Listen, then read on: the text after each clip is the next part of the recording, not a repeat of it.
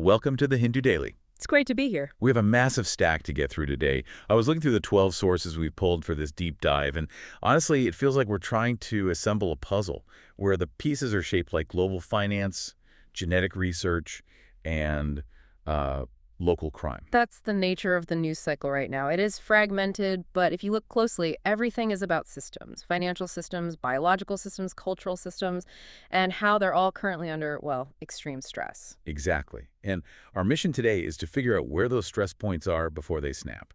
We're going to cover everything from the RBI's push against the US dollar to the microscopic connection between your mind and your bones. We have a strict timeline to respect your time, so let's get right into the FAQ section.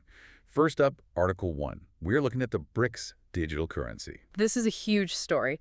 Reports are coming in that the Reserve Bank of India, the RBI, is advising the government to use its 2026 chairmanship of BRICS to basically rewrite the rules of global money. To rewrite the rules, that sounds ambitious. It is. They want to push for cross-border payments using central bank digital currencies, or CBDCs. Okay, hold on. Before we get into the geopolitics, let's clear up the tech. Yeah. When I hear digital currency, my mind immediately goes to Bitcoin. I think volatile, speculative, Elon Musk tweeting about dog coins. Is that what the RBI has suggested? No, and that distinction is absolutely crucial. Bitcoin is decentralized. Nobody controls it, which is part of its appeal and its risk. A CBDC, like the e-rupee that's been in trials, is legal tender. So it's issued by the central bank. Exactly. It's one-to-one with the paper cash in your wallet.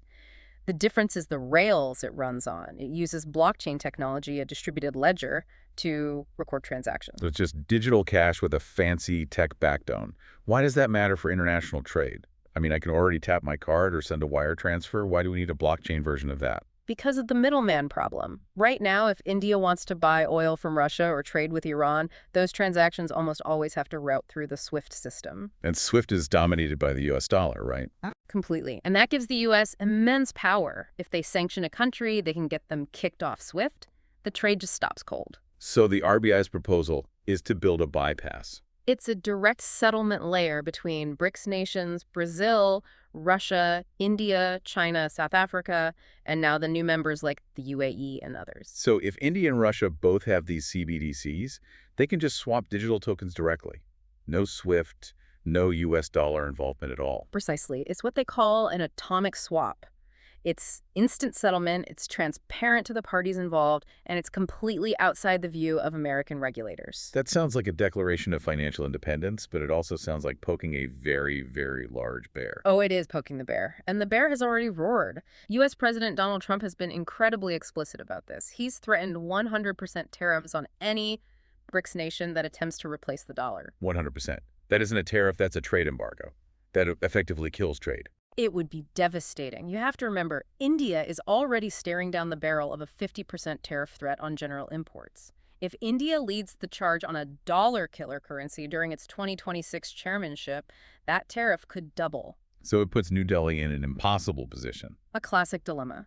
Do you pursue strategic autonomy, the ability to buy oil from sanctioned partners like Russia, or do you protect your massive export market in the U.S.? It's a multi-billion-dollar question with no easy answer. What a choice to have to make. Okay, let's pivot from financial health to public health. Article 2 is about malaria. The goal is elimination by 2030. Are we actually going to make it? Well, the top-line numbers look fantastic. India exited the WHO's high-burden to high-impact group in 2024, which is a bureaucratic way of saying we aren't the problem child anymore. That's a huge milestone. It is. Cases dropped 80% between 2015 and 2023. An incredible achievement. That sounds like victory is just around the corner. It sounds like it, but in epidemiology, the last mile is often the most dangerous part of the race. The government has an interim target to stop indigenous transmission. That means locally caught malaria by 2027.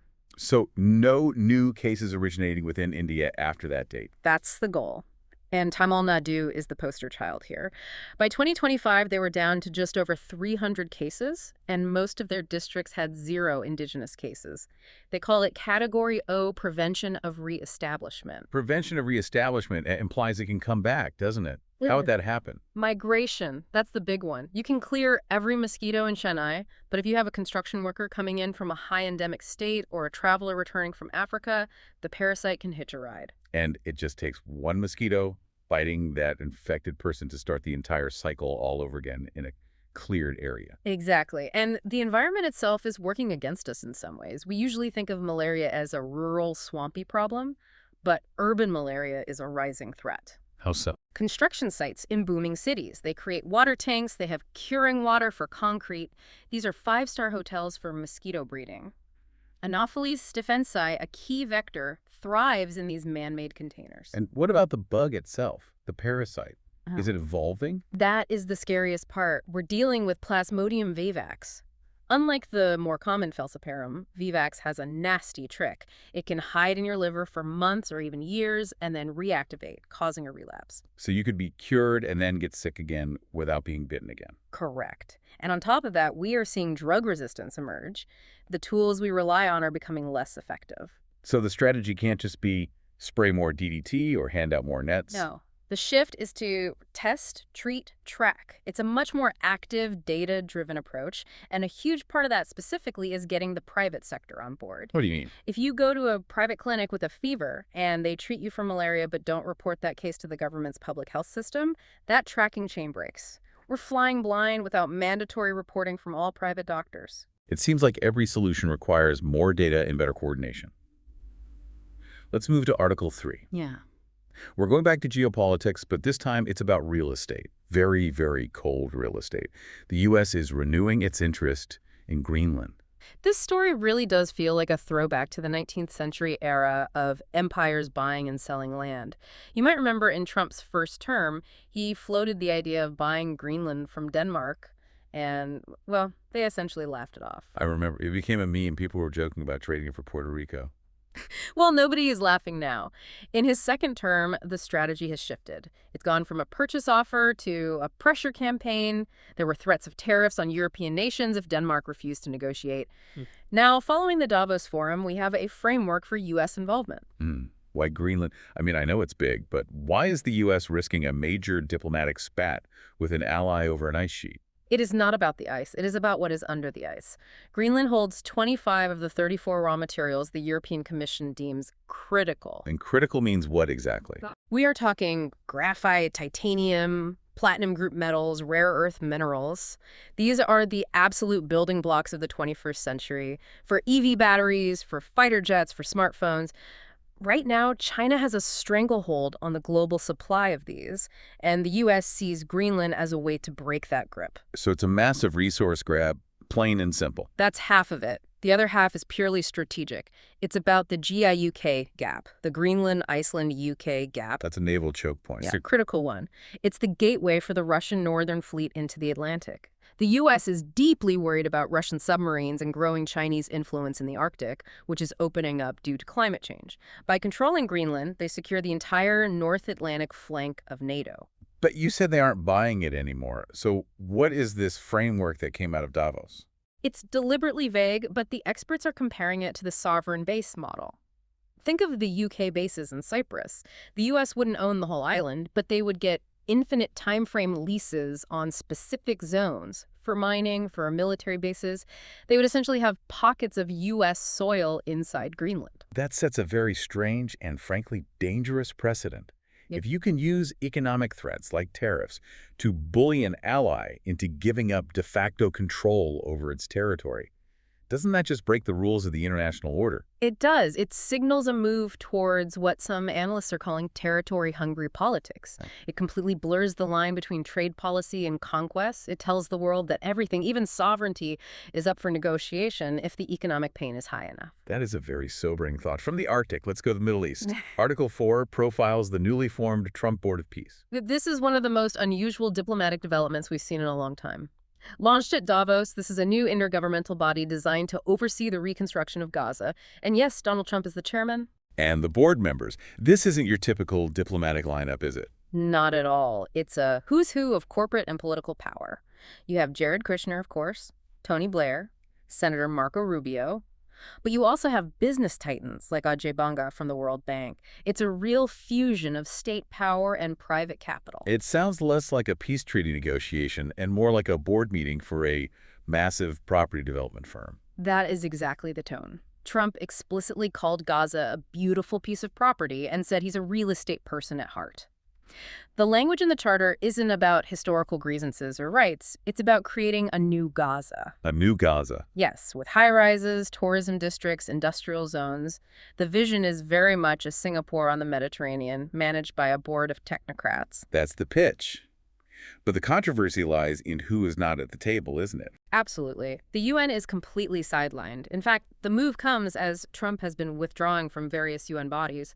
Most importantly, the charter does not mention Palestinian statehood, not once. It focuses entirely on security first and the complete demilitarization of the territory. It feels like they are trying to solve a deep political problem with a purely technocratic economic solution. If we build nice hotels, the 100-year conflict will just end. Exactly. And that is why countries like France, Germany, and Sweden are hesitating to join.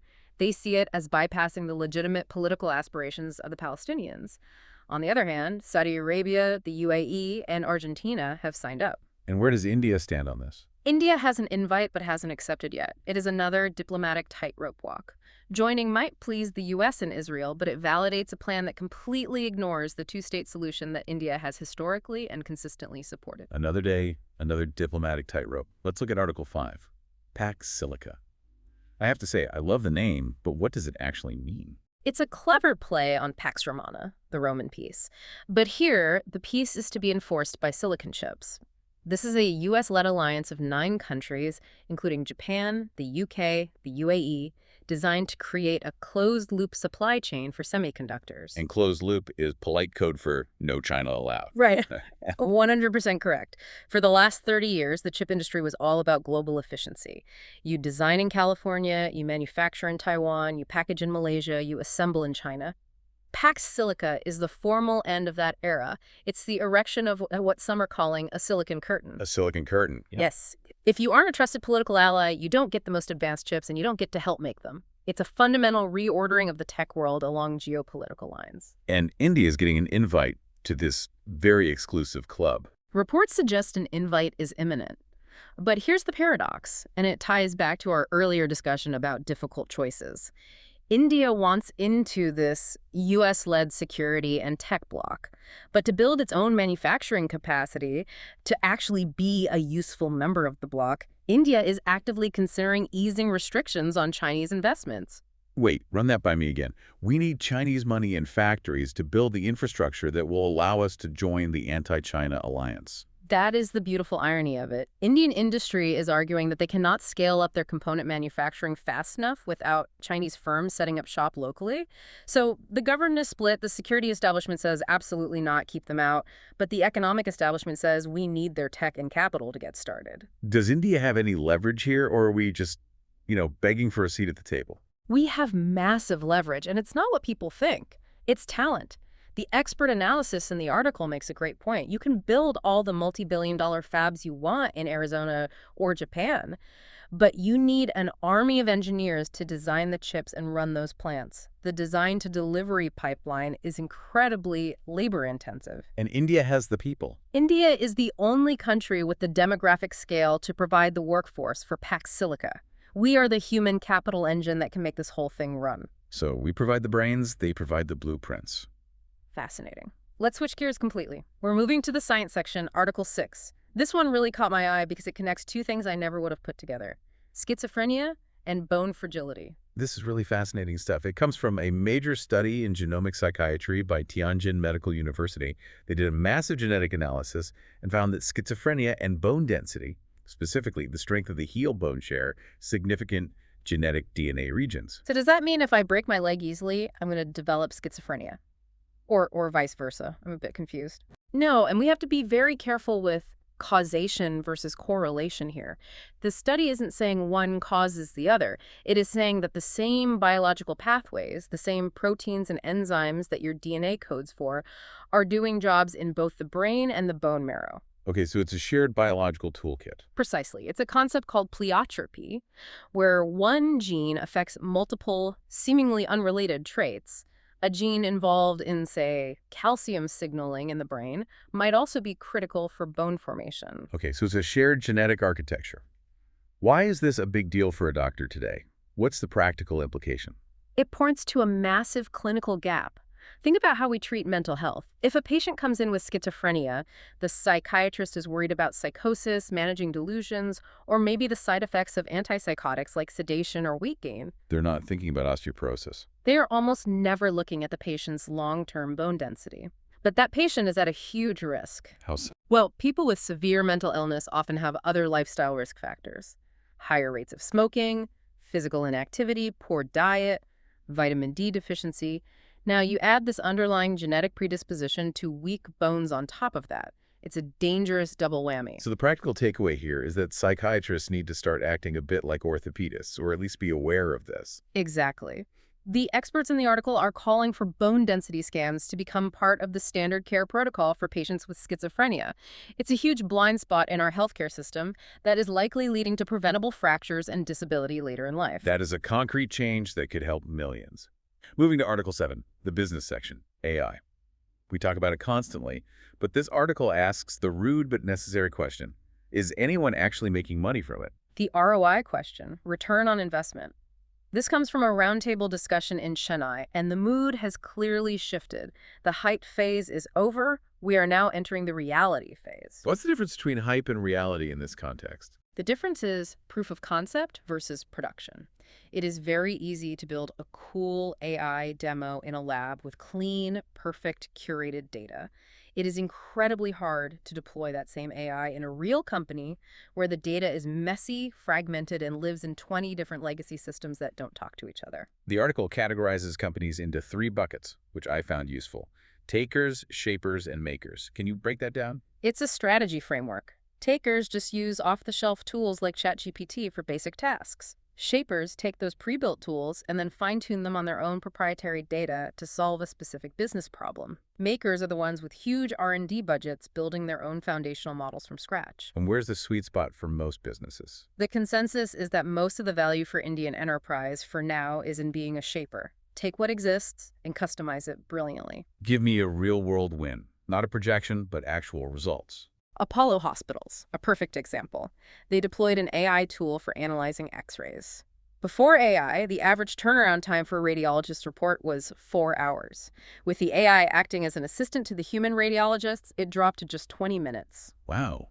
That isn't just an efficiency game. That's a potentially life-saving increase in speed. That is true ROI. It's measured in patient outcomes, not just dollars. But the experts also warned about a huge risk: technical debt. What's that? If you rush to slap a fancy AI layer on top of a creaky, outdated IT infrastructure, you are just building a beautiful house on quicksand. It will eventually collapse. And they emphasize the need for a human in the loop. You cannot let these AI agents run autonomous actions without a human signing off, especially in critical fields like healthcare or finance. Which is a perfect segue to our Spotlight section, because Article 8 is about what happens when you trust a digital system too much. We're talking about the Falcon fraud. This is just a tragedy, and it's a story that plays out in India far, far too often. We focus on the story of Shravan Kumar, a doctor. He lost 1.5 crore rupees. His entire life savings. Everything! And he wasn't a novice investor, right? He didn't just blindly click on a suspicious link in an email. That is what makes it so scary. He was cautious, he did his homework. The app, which was called Falcon, claimed to be an invoice discounting platform. Explain that term for us. What is invoice discounting? It's a legitimate and usually quite safe investment strategy.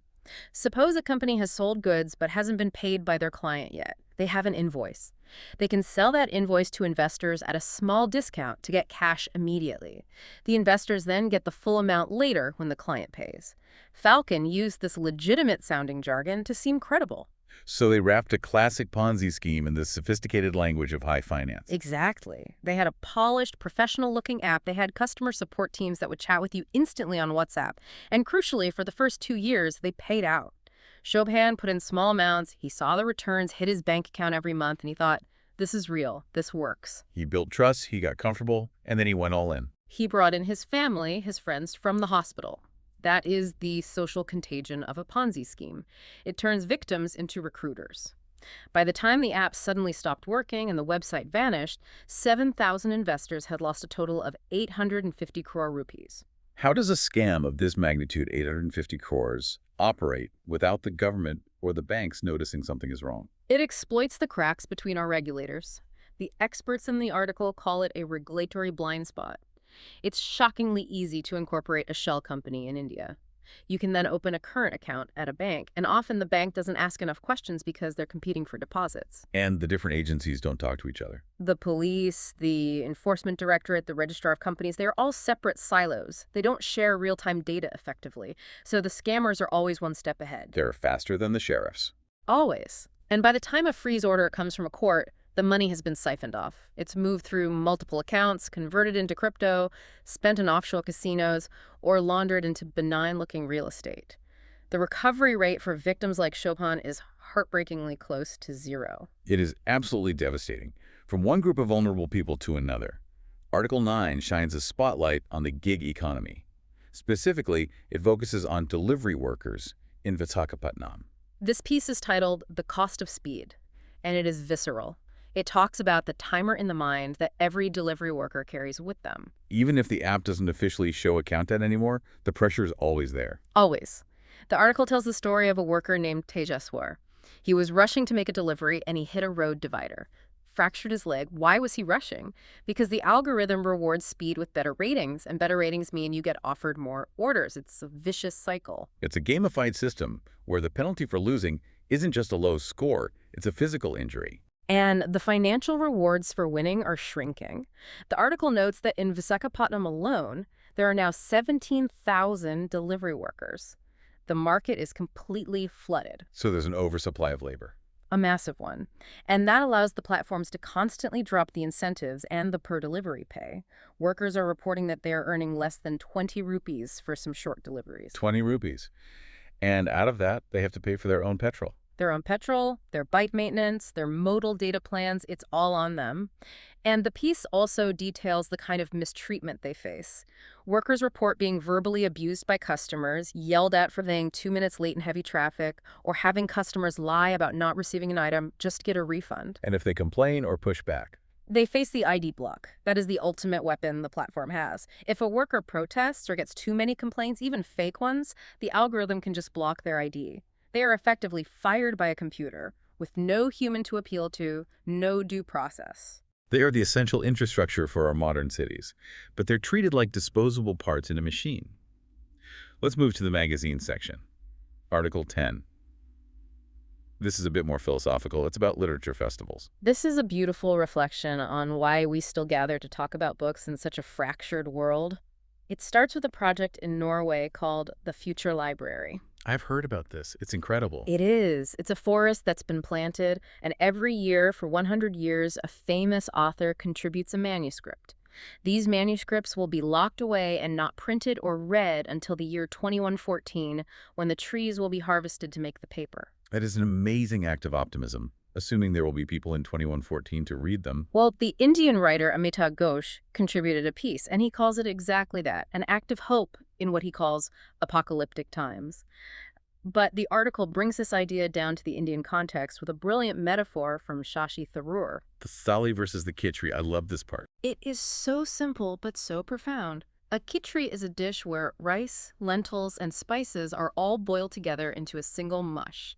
Everything tastes the same. That, he says, is assimilation.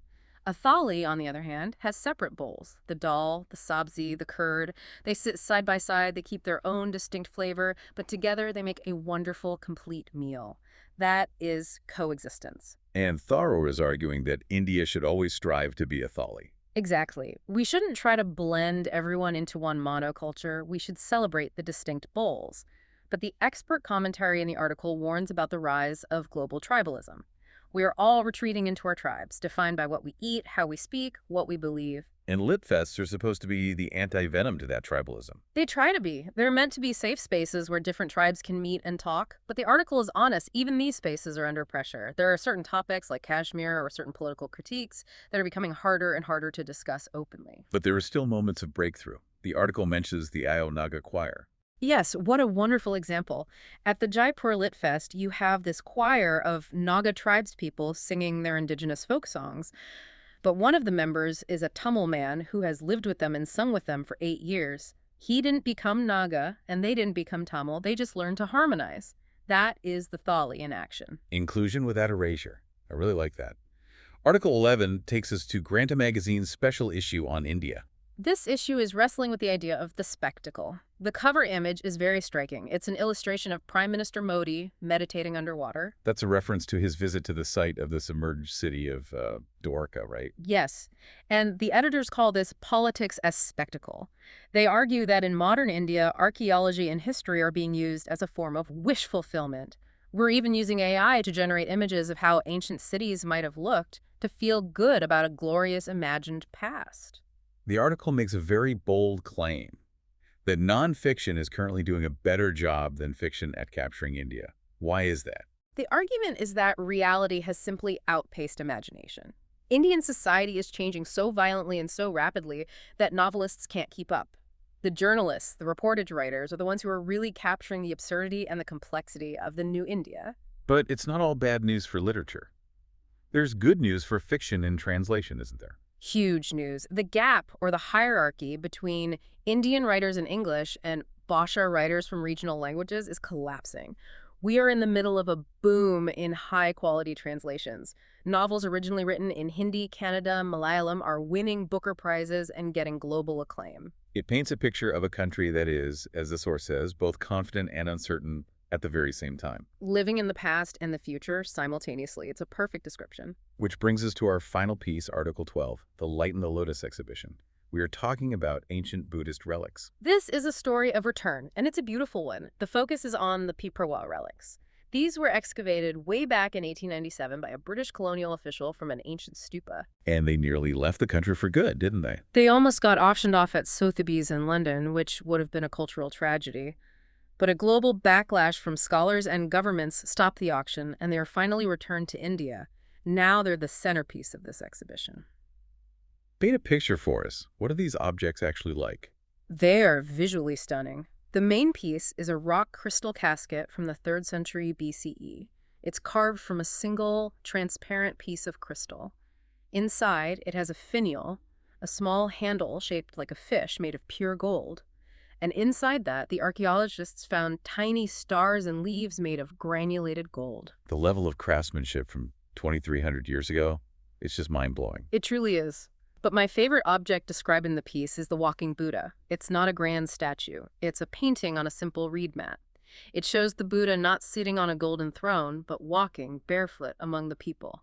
It captures the frugality and the grounded nature of his philosophy. What about the matrikas? What do they tell us? These are small terracotta figures of mother goddesses, fertility figures, and they are fascinating because they show how Buddhism didn't just wipe out the older pre-Buddhist beliefs, it absorbed them. It incorporated the older fertility rituals into its own practice. It shows a layered history, not a conquest. The source talks about these relics representing a living tradition. What does that mean in a museum context? They're behind glass, aren't they? It means they aren't just dead artifacts to be passively observed. When people visit this exhibition, they don't just look, they bow, they press their hands to the glass. For millions of people, these objects still hold immense spiritual power. The past isn't past. It is active, it's present. That is a profound place to end. We have gone from the digital ledgers of the future BRICS currency to the genetic code in our bones, and finally to a crystal casket that people still pray to after more than 2,000 years. It really shows the breadth of what being informed means today.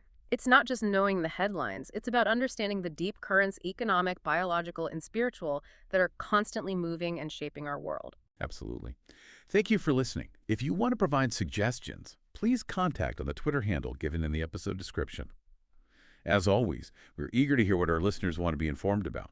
We wish you a great day.